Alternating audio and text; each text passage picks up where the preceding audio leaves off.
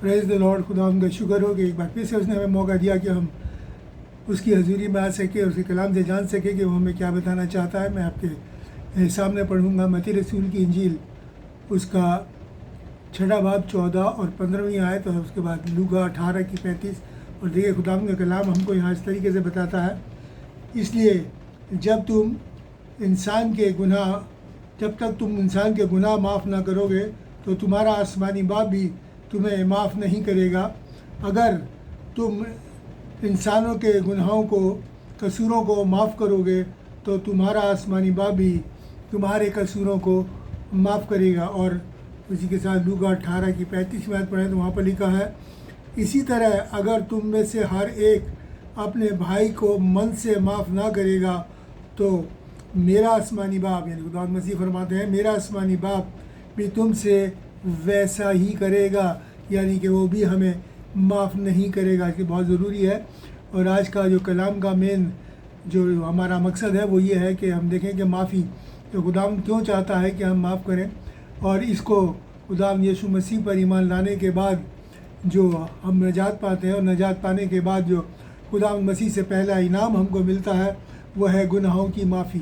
कि हमारे गुनाह माफ़ किए जाते हैं और हम एक नई मखलूक़ात बन जाते हैं, और ये खुदावन करता है। और उसके बाद क्या होता है, हम खुदावन के बताए रास्ते के ऊपर चलना शुरू कर देते हैं।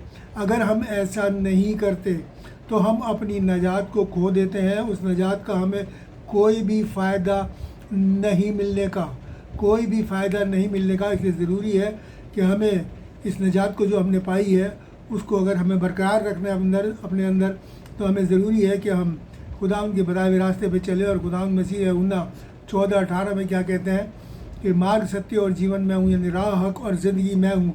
यानी कि अगर जो कोई इस मसीह के रास्ते पे सच्चाई के साथ चलेगा, नेकी के साथ चलेगा, वो इस ज़िंदगी को पाएगा, वरना ज़िंदगी से वो बहुत दूर है, क्योंकि उसके अलावा कोई और दूसरा रास्ता है ही नहीं।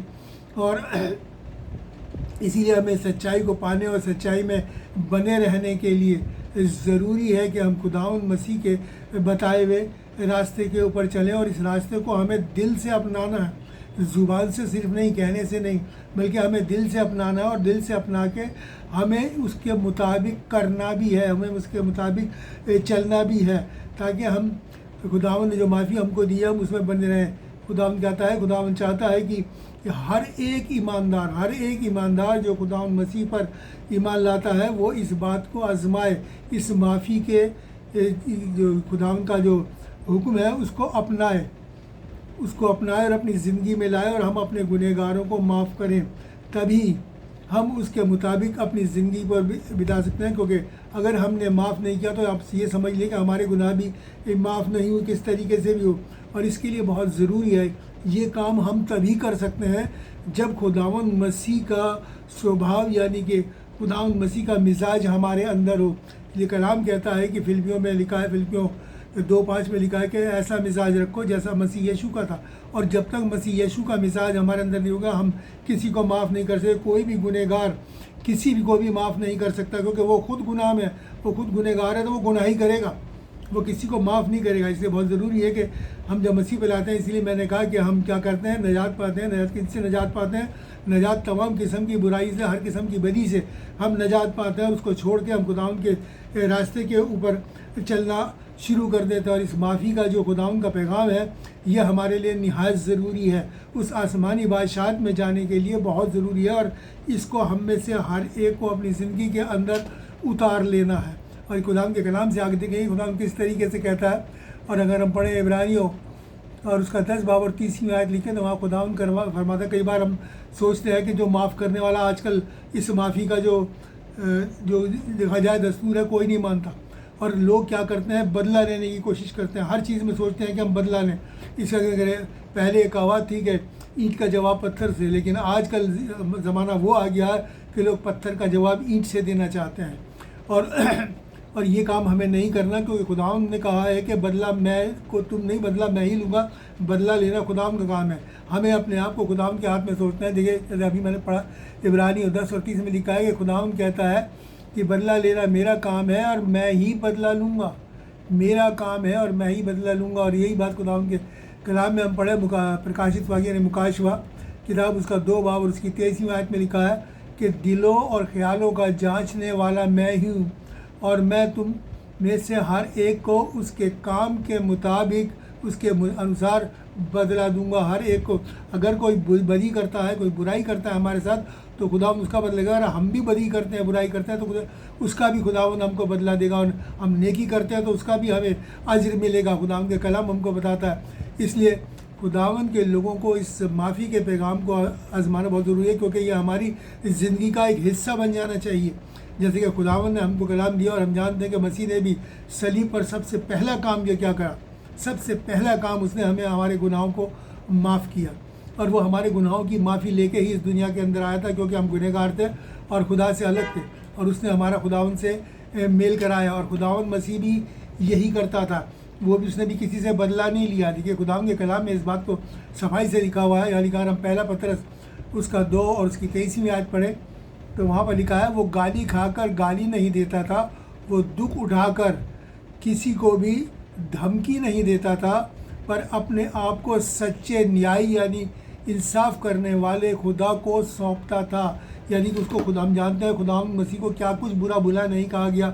उसे ये कहा गया इसका दिमाग ख़राब है, उसे पागल कहा गया, ना जाने और क्या इसमें बदरू है, ये बदरू की मदद से ये सारे काम करता है, ना जाने क्या कुछ कहा गया। लेकिन खुदावंद ने किसी का बुरा भला नहीं कहा, किसी को कुछ भी नहीं कहा, किसी को धमकी नहीं दी, कुछ नहीं दी। जबकि वो ताकत में कितना ज़बरदस्त था, मुर्दों को ज़िंदा करता था।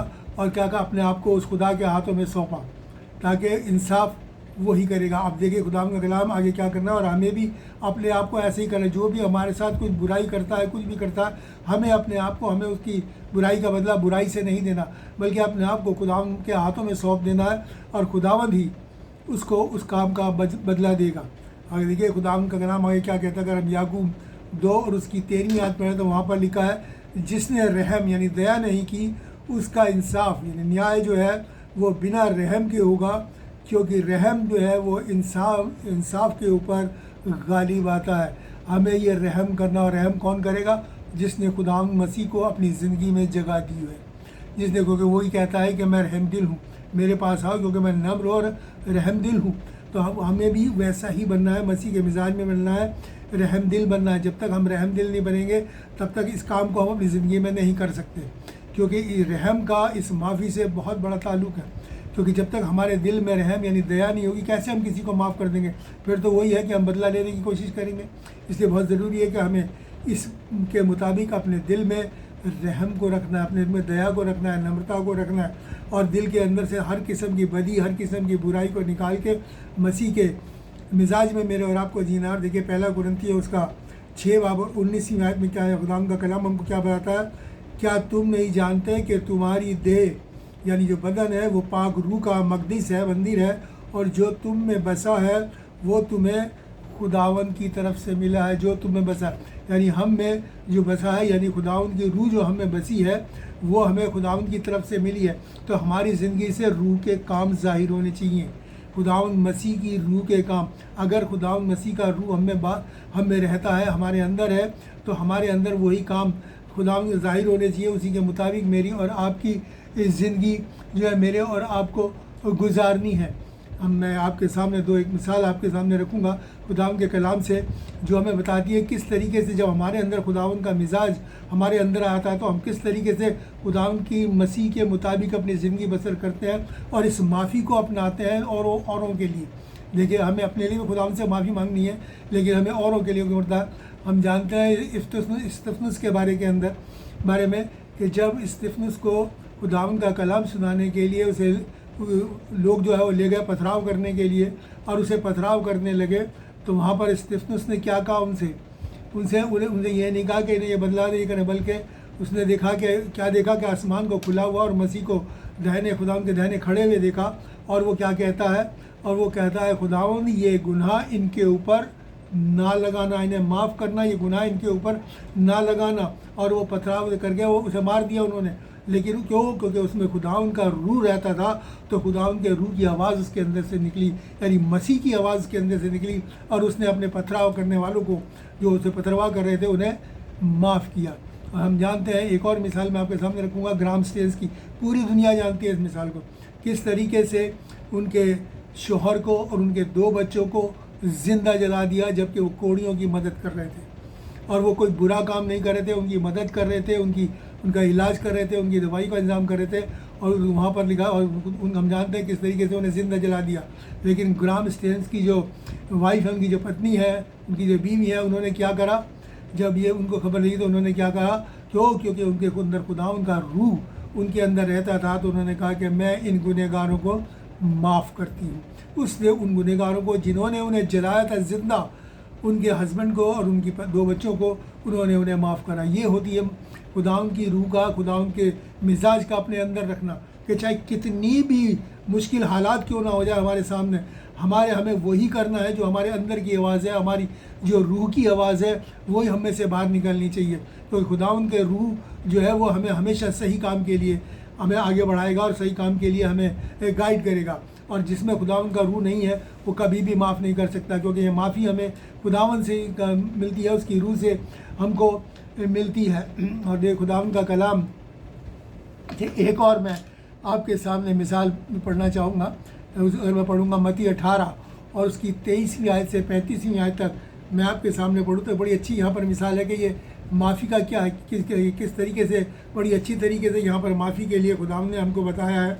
खुदावंद ने कहा है कि आसमान की बादशाह उस राजा की तरह है जिसने अपने नौकरों को से लेखा लेना चाहा, और जब वो लेखा लेने हिसाब लेना चाहा, और जब वो हिसाब लेने लगा तो उसमें से उसके सामने एक लाया गया जिसको कि 1000 तोड़े कर्ज था, और जब उसके पास चुकाने के लिए कुछ नहीं था, तो उसने अपने मालिक से कहा कि यह इसकी पत्नी, बाल बच्चों को, इसकी बीवी को, इसके बाल बच्चों को, जो कुछ उसका उसका बेचा जाए और कर्ज चुकाया जाए। तब उस नौकर ने क्या करा, वो गिरकर उसे सिजदा किया, उसे गिरा किया और गिड़गिड़ा कर क्या कहा कि हे मालिक, हे स्वामी, मैं सब कुछ भर दूंगा। तब उस दास के जो मालिक था उसने उस पर तरस खाकर उसे छोड़ दिया, उसका सारा कर्ज माफ़ कर दिया। लेकिन जब उसने माफ़ी मांगी, गिड़गिड़ा के उसके सामने गिर गया, घुटने पर गिर गया, माफ़ी कर दिया। लेकिन जब वो उसका नौकर जो था वो बाहर निकला, और उसके साथ के और जो नौकर था जिसके कर्ज माफ़ हुए थे, उसके साथ के और जो लोग थे उसमें से एक मिला, उसको उसके सिर्फ थोड़े से 100 दिनार देने थे। वो उसको कितने देने थे, यहाँ पर खुदावंद के कलाम में हमको लिखा है कि उसे 10,000 देने थे, और यहाँ से सिर्फ लिखा है कि मिला जो उसके सिर्फ 2 दिनार, सिर्फ 100 समझिए 100 देने थे। लेकिन उसने क्या करा, उसे पकड़ा, उसका गला घोंटा और उससे कहा जो कुछ मेरा कर्ज है भर दे। और इस पर भी उसका जिसका कर्ज था, जिसे 100 देने थे, उसने उसके सामने कहा कि मैं तुझसे विनती करता हूँ, मैं तुझसे इल्तिजा करता हूँ कि तू थोड़ा सा सब्र कर, मैं सब भर दूंगा। वो ना माना और उसने उसे जेल खाने में, कैद खाने में डलवा दिया कि जब तक ये कर्ज ना सारा भर दे तब तक वो वहीं रहे। लेकिन जब उसके साथियों ने ये बात मालिक तक पहुँचाई, ऊपर उसके मालिक को, तो उसके मालिक ने उसे बुलाकर कहा कि ये नकारा नौकर, क्या तूने मुझसे विनती, तूने मुझसे इल्तिजा की और मैंने तेरा सारा कर्ज माफ़ नहीं कर दिया? क्या तुझे भी नहीं चाहिए था कि तू जिसने तेरा कर्ज दिया हुआ तू उसे भी माफ़ करता? फिर वो क्या कहता है, बड़ी अच्छी बात लिखा है, तब उसके जो मालिक था उसने गुस्से में आकर उसे सज़ा देने वालों के हाथ में सौंप दिया और कहा कि जब तक ये सारा कर्ज ना भर दे तब तक ये उनके हाथ में रहे। यानी कि उसका कर्ज जो माफ़ हुआ था वो भी माफ़ नहीं हुआ। इसलिए खुदावंद मसीह क्या कहता है कि जब तक हम दूसरा कर्ज माफ़ नहीं करेंगे तो हमारा आसमानी बाप भी हमारे कर्ज माफ़ नहीं करेगा।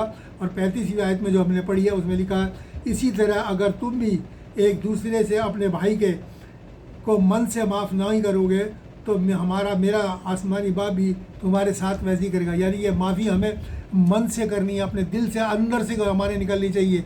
खुदावंद की रूह से हमारी जो हमारे अंदर है, जो खुदावंद ने हमको दिया उसमें से निकलनी चाहिए। चाहे कैसी भी हमारे सामने हालात क्यों ना आ जाए, हमें हर हाल में माफ़ करना। ये माफ़ी जो है हमें हमारे लिए आसमानी बादशाह के दरवाज़ों को खोलती है। इसलिए बहुत ज़रूरी है मेरे को आपको करना है। इसलिए खुदावंद का कलाम मेरे और आपको क्या कहता है, लेकिन दूसरा पत्रस उसका पहला और 10वीं आयत पढ़ने वाली कहा है कि हे भाइयों अपने बुलाए जाने और अपने चुन लिए जाने को सिद्ध यानी साबित करने की कोशिश करते रहो। यानी अपने चुन लिए जाने, खुदावंद मसीह ने हमको चुना है अपने लिए, तो वो कहता है इसको साबित करने के लिए, सिद्ध करने की कोशिश करते रहो। कोशिश हम कैसे करेंगे? कैसे साबित करेंगे कि सचमुच में हम चुन लिए गए, हम खुदावंद के कलाम के मुताबिक अपनी ज़िंदगी को बसर करेंगे, अपने बुरा करने वालों के साथ बुरा नहीं करेंगे बल्कि माफ़ी मांगेंगे, उनको माफ़ करेंगे। खुदावंद ने लिखा है कि अपने जो तुम्हें सताते हैं उनके लिए दुआ करो, उनके लिए दुआ करो, उन्हें कर्ज मत करो, उन्हें श्राप मत दो, उन्हें लानत मत दो, बल्कि उनको माफ़ करो। क्योंकि हम भी जो है, हमारे भी गुनाह माफ़ हुए, इसलिए हमें भी दूसरों के गुनाहों को माफ़ करना है। और यही खुदावंद का कलाम मेरे और आपको बताता है।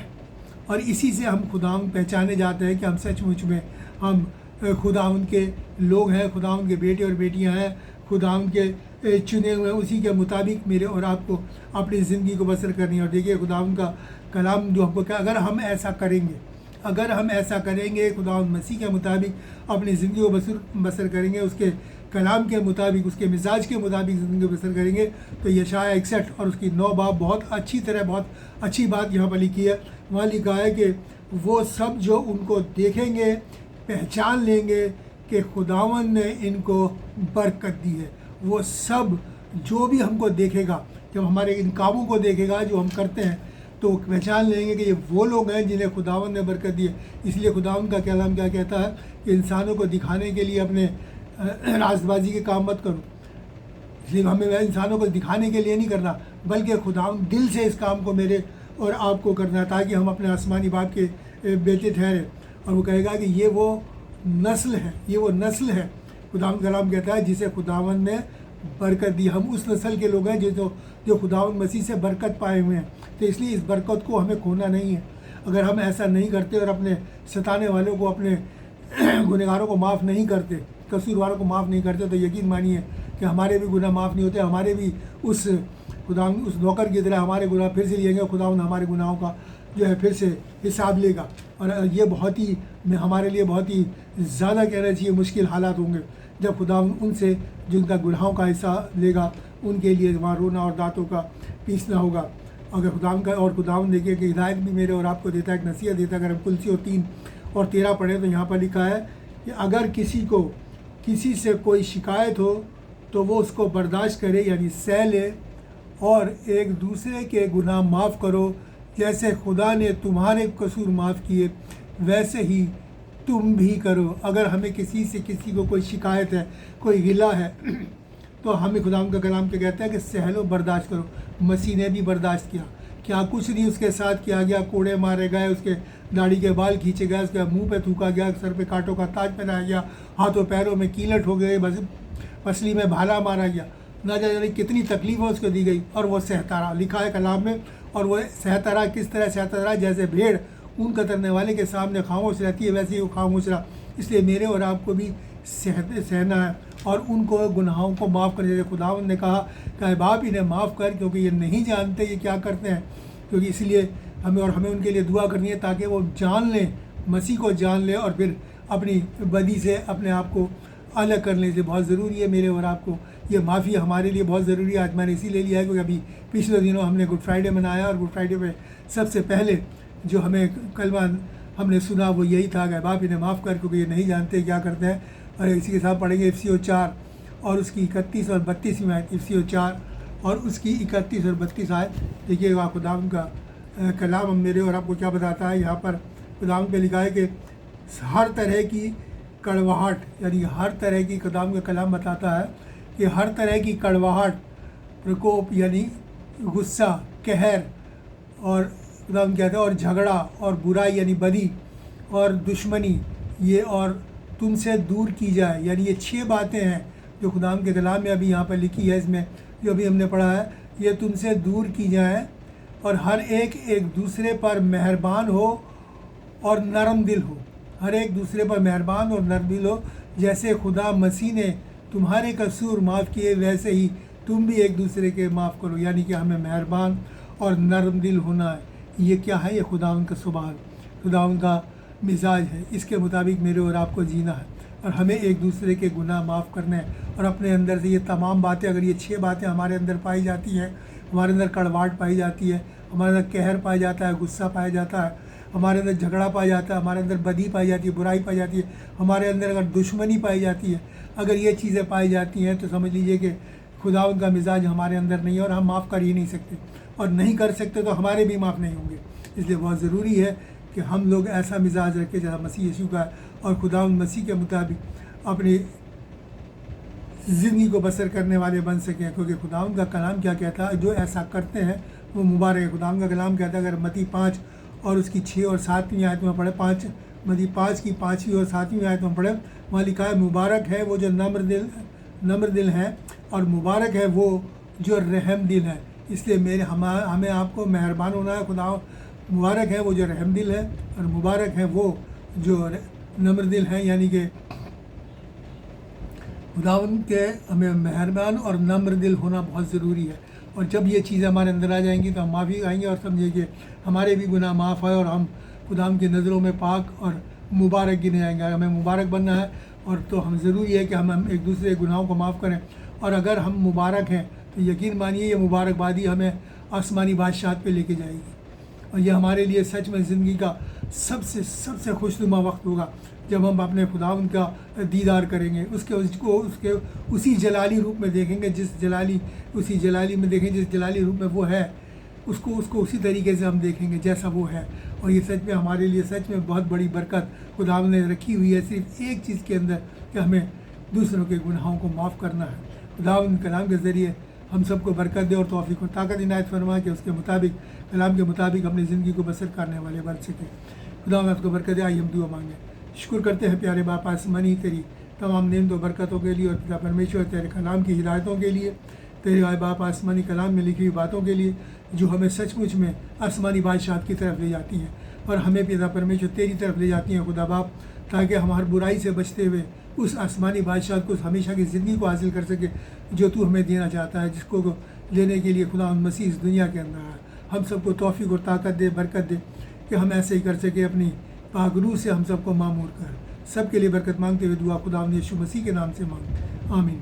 अब हमारे खुदावंद यीशु मसीह का फजल, खुदा बाप की मोहब्बत और पाक रूह की रिफाकत हम सब के साथ और तमाम मसीह ईमानदारों के साथ अब से लेकर हमेशा तक होती है, आमीन। खुदावंद आप सबको बरकत दे, तौफीक ताकत न दे, इसके मुताबिक हम चलने वाले, अपनी ज़िंदगी को बसर करने वाले बन सकें। मैं आपसे फिर से इल्तिजा करूँगा कि इस कलाम को ज़्यादा से ज़्यादा शेयर कीजिए, खुदावंद की बरकतों को हासिल कीजिए से शेयर करके इस कलाम को, खुदावंद का कलाम कहता है हमें दुनिया के छोर तक, यानी दुनिया के आखिर तक हमें इस कलाम को पहुंचाना है। इसको शेयर करके इस कलाम को आगे तक पहुंचाइए और अपने कमेंट्स भी हमको लिखिए ताकि हम जान सकें कि आगे आप क्या चाहते हैं। और कलाम के मुताबिक जो भी अगर आपके कोई सवाल है तो उसको भी आप जो हम कमेंट्स में हमको लिख के दे सकते हैं। खुदावंद आप सबको बरकत दे। God bless you.